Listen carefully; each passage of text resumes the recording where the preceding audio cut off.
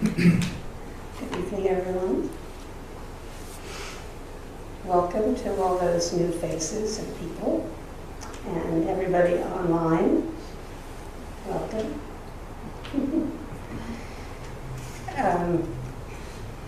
It's nice and cool in here. In the office where we do Sun's End, it was pretty darn warm, so it feels very refreshing to be here.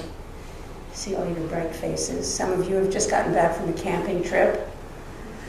Welcome back into the walls, the human-made environment. So different. This week we had a part 2 of the orientation. And a number of people attended, and one of the things, after I gave some of the background info that I wanted to cover a bit, we went around and everybody mentioned what it was that they were really wanting to hear about or to know something more about. And there were 2 questions that kind of were similar. One was, what is enlightenment? And the other was, what is Prajna Paramita? Prajna Paramita, which is the last, it's one of the proclamations that we make toward the end of the Heart Sutra. Prajna Paramita. And so I thought maybe it would be interesting to just look into that a little bit, since it is kind of the heart of deliverance. And it's kind of the basic inquiry that we have. What is enlightenment?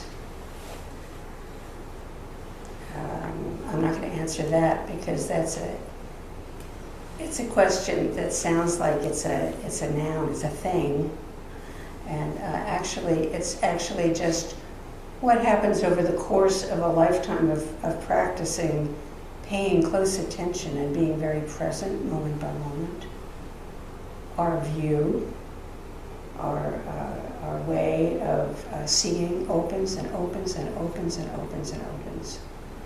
And one of the teachings is the teaching of emptiness, but I really prefer the word openness. Enlightenment was actually never used by the Buddha. That term it became popularly used in, I think, the 1930s in this culture. So it became something that we didn't have and we wanted to get. And that can be problematic, because if we look into what is the heart of our experience any moment at all, that's where we become free.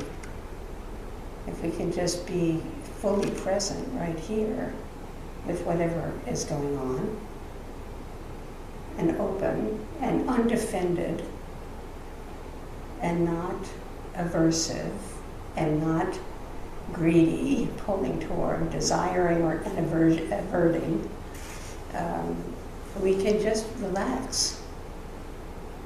So that's kind of the field that Prajna Paramita refers to. When there's this story about the Buddha gave a talk. He held up a flower, because the question was, what is enlightenment? And he held up a flower, and Kashyapa smiled. And so Buddha knew that Kashyapa really got the teaching. He really got it. At another time, in another circumstance, the Buddha could hold up a flower, and it would mean something very other than that. It's just this flower, it's just this, the beauty of this little bloom. You know, you could hold up a flower. Somebody says, where's the last flower for this arrangement? And somebody goes, it has a different meaning. That's why this is nothing, you don't answer a question like, what is enlightenment? Because it's not useful. It's just not useful. What's useful is to help us, to help each other continually point back to, right here, right now, this. This is our practice, right here and right now. And beginning to really understand what gets in the way of being able to be really wholly complete right now, without a sense of something's missing, something's wrong, or it's not what I want, or all the things that tend to fill up our mind and our hearts that make us dissatisfied or unhappy or angry or worried.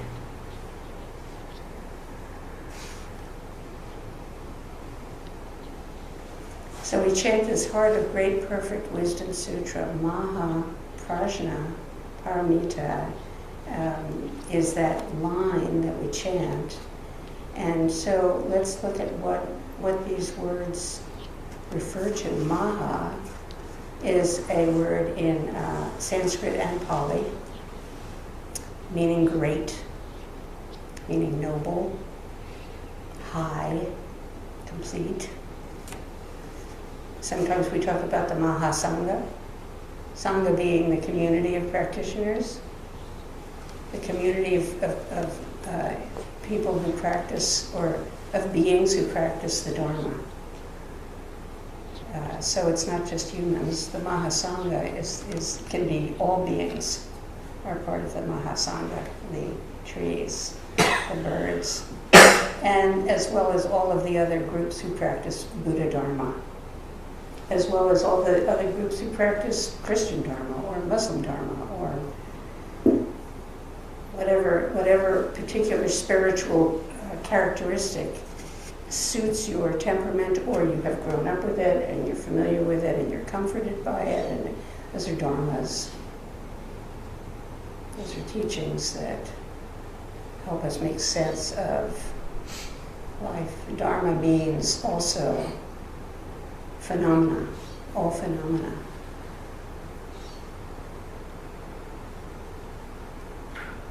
It also means the teachings. So Mahasangha really helps us stay on course with this inquiry. Prajna, what is Prajna? Prajna wisdom. We talk about Prajna wisdom. What is Prajna? Maha Prajna Paramita. Paramita meaning perfection.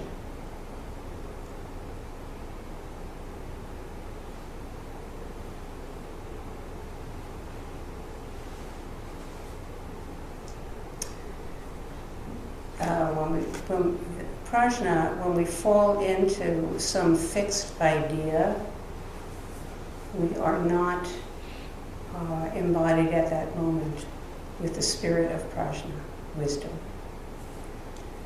And because Prajna is wisdom is based in, and there's a thing in Buddhism, everything is numbered, the 3 seals.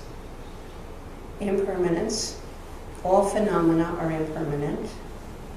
All phenomena are interdependently and simultaneously arising.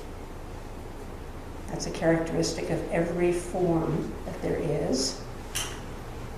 And then the 3rd seal is, you could say suffering, or you could say ending of suffering. I don't know. We never quite, I think we should say the 4 seals. That includes everything. Every form has arises for a period of time because of certain causes. Everything is caused. So we have material forms. Anything, a tree, this was a tree. I don't know where it grew, what it looked like, what seasons it lived through, and then it becomes this wonderful surface here, made by one of the abbots of the monastery, actually. So everything has its season. It is, the wood was sun and rain, and all of the leaves that rotted, and all of the worms that left their casings behind, and all of them, everything that goes into any form. This is a great universe of infinite recycling. Everything is recycled infinitely. So, interdependently arising, impermanent. Everything is impermanent.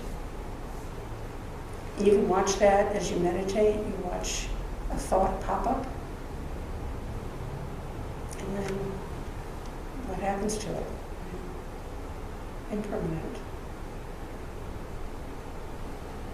You cough, and then you're done coughing. So, it's a wonderful part of practice to take a day and say, okay, I'm going to focus today on noticing, studying, becoming aware of everything impermanent. And you will find no exceptions to that characteristic.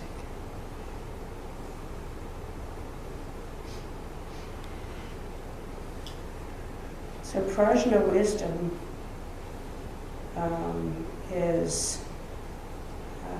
means really awake to the essential characteristics of all that is, of everything that is.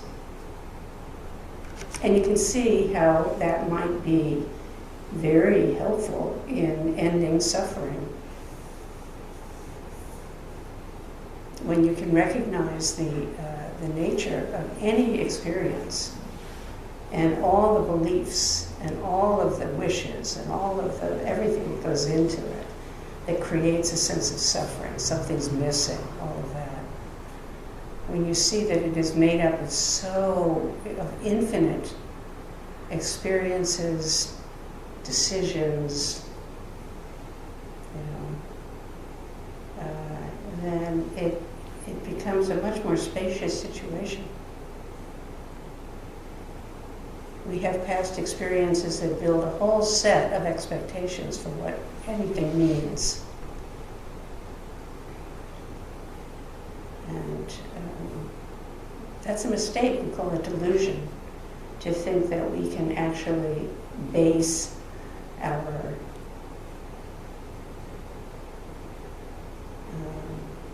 assumptions on past experience. Of course we do, and we have to, and we need to. So there's this phrase, and yet, and yet, we can question and say, well, yeah, that's what I assume because I've had these experiences, but maybe there's more to it than that. So I was thinking about, so what's a really good example of, in ordinary life, the functioning of Prajna wisdom. And I thought of parenting situations. Because when we're in a parenting situation and we are the parent, we're drawn in a lot of directions. We can have worry, we have love, we have aspiration for them, we have the shame possibilities and seeing our own inadequacies. There's so much that for the parents have to deal with all the time internally. So you have an argument with your teenage kid or your 8-year-old, let's say your 8-year-old, you have an argument and they storm out.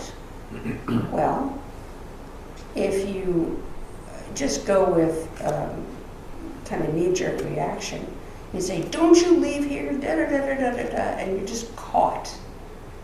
And it's not helpful. It's not helpful to you. It's not helpful to them. Much more wide open might be a response. Good, calm down, and when you're ready, come on back and we'll sort this out. And the thing that characterizes that response, which is more open, is it maintains the relationship, it maintains connection, rather than cutting it off. We are not separate. We are not separate, and when we behave as though we are totally separate, we create all kinds of issues. When we really understand how connected we are and become very careful about our connections, we tend the connections. It takes a lot of discipline, and it takes a lot of awareness, which is what we're all about in this practice, is developing more of that. Because when you tell a child you can come back as soon as you've calmed down, good, calm down. One, they're getting a stroke rather than being told they're being bad. They're getting praise in a certain way. And you're also giving them an instruction, which is like, come on back. I'm here, the door's open when you're ready. Makes a big difference. That's an example of what's meant by Prajna, wisdom. So we could say, it really makes a difference in our relationships when we're looking at cause and effect and keeping the connections, tending the connections that are fundamental, actually, in our community of life.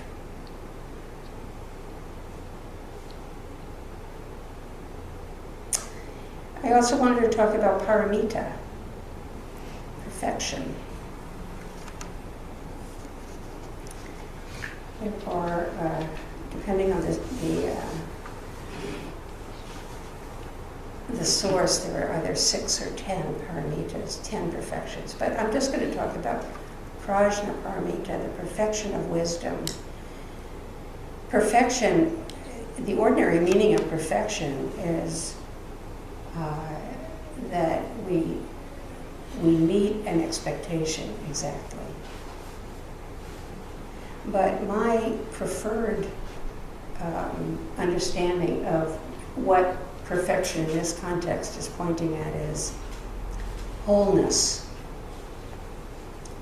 Wisdom is whole and complete and available and being enacted and is functioning.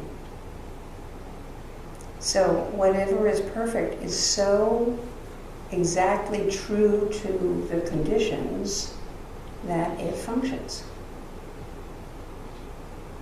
So that's the slant that the paramitas take. The perfection of dana paramita. Dana is generosity. Perfection of generosity, we could say, is there is nothing between me and you. What is mine is yours. So there are some cultures that actually behave in that way. We have a very sick culture that has forgotten that we are one. So dana is, what's mine, I'll give to you. So it's on the basis of separation, right?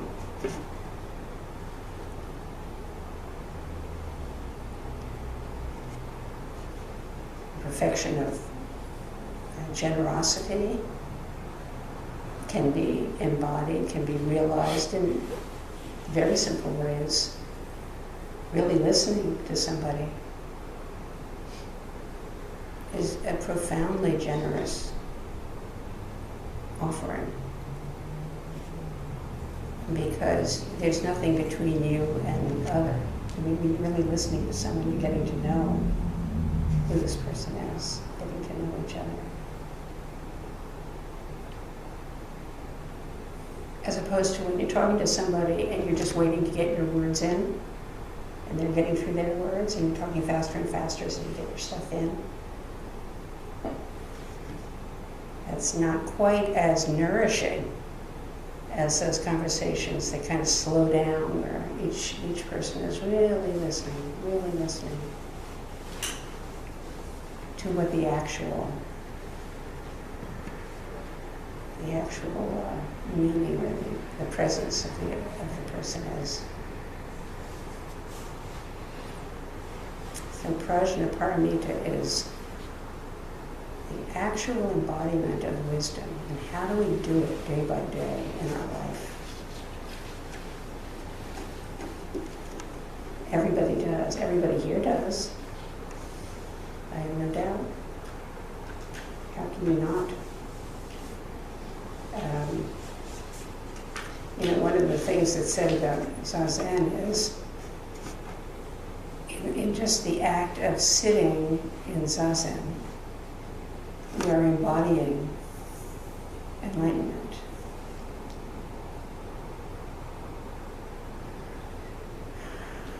Is that true when we're sitting there and thinking? In a way, yeah, because the thoughts are just what they are. They're just secretions of the mind. They come and they go. Some thoughts have great consequences, and we want to be tuned into our thoughts and their content, because they're going to lay the foundation for our actions. So in that, it's like there's nothing, we're not saying thoughts are bad, but to know the nature of a thought and to recognize it as it's kind of an actor in our motivation.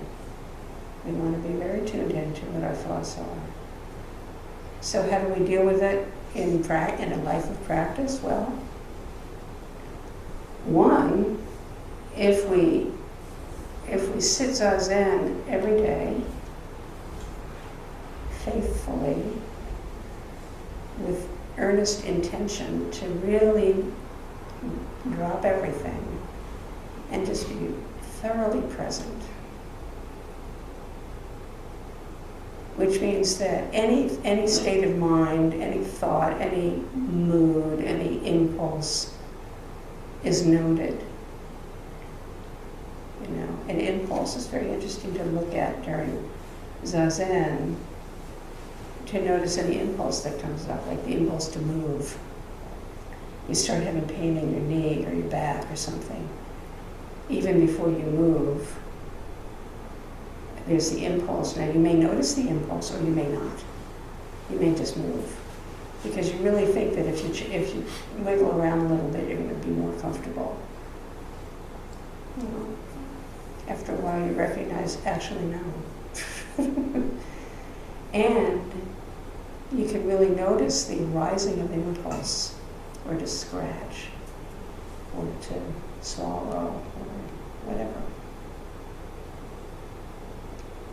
That's really helpful. We get to know ourselves much more minutely. So our sense of agency becomes more profound because we know ourselves. We don't catch ourselves by surprise, and we can make better, wiser choices that have consequences that we would choose because they are more beneficial than knee-jerk reactivity, which we think is a choice, but it's just reactivity. So all of these things, I'm using a lot of different words, but we all get it sorted out when we learn how to quiet down and relax and be fully present. It's amazing what we come into, what we realize, what we see about our own organizing principles and others.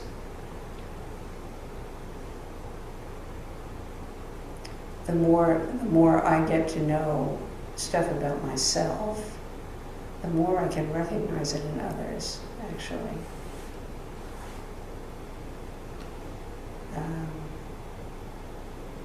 And the beauty of being part of the Sangha is the more I see it in somebody else, the precepts that we take on in this practice says, don't judge others, check it out in yourself.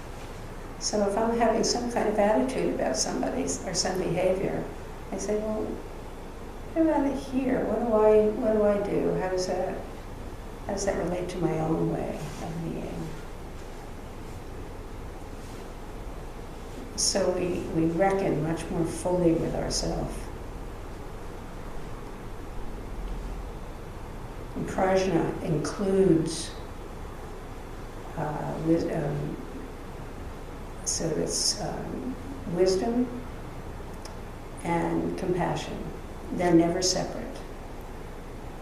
So in practice, we can see things about ourselves and become very judgmental if we're carrying around aversive, or we're kind of operating from voices that are highly critical, which we probably learned because we heard them from those in our family or those online, or somewhere along the line we pick it up. Little tiny kids pick up everything. So these voices, if we live in an environment where there's a lot of criticism, we got it in us. So as we do this practice, it's really important to recognize, oh, that's a critical voice. And if we live with ourselves, it's really much more happy and joyful to live with a person who likes us and who is a true friend. Are you a true friend to yourself? A true friend, it's not that a true friend doesn't see your stuff, but they just love you. They find a way. And so that's another thing that we cultivate in our own mind, heart mind, is friendliness. We become our own true friend. And then that has an enormous consequence for how we respond to people. If we're really at ease with ourselves, at peace with ourselves, understanding when we screw up, being able to own it when we screw up and learn, then that kind of naturally extends outwardly to others.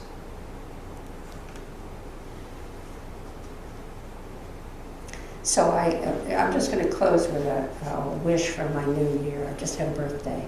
And in my family, we always make a wish for the coming year. So I had two wishes. And I was with my daughter and her partner and my cousin. And so I said, well, my first wish is really good health this year. May it be so, for all of us, actually. And my second wish initially, and this just like knee-jerk, it just came out, was the miracle happens and this administration goes down and they go to jail. And my kids looked at me like, I've never heard you say anything like that. So in a way, that's good. But then I felt like, ooh, wait a minute. That's not the biggest view. So then I said, hold on, I'm going to take that back. And let it unfold, because it's going to unfold no matter what my wish is, the way that it happens. My wish is that every living being feels loved, loves, and feels helped. That's my wish for this year. I felt much better. And it's equally true. And one of the reasons why I'm so upset about the political stuff is it has no concern for that. It's just fundamental. A mind, an awakened mind and heart are suffused with love. Meaning, when you love someone, you know them. They feel known. when you are loving toward yourself, you know yourself. You count, you are in your place. So, Maha Prajna Paramita is a reminder when we chant that, and that this is a possibility for all of us to come into the great wisdom practice that allows us to open, no matter what's going on in the world, to remain truly human, fully human, our best selves available no matter what's going on. That to me is the most important thing, the most important part of the practice. That is our practice.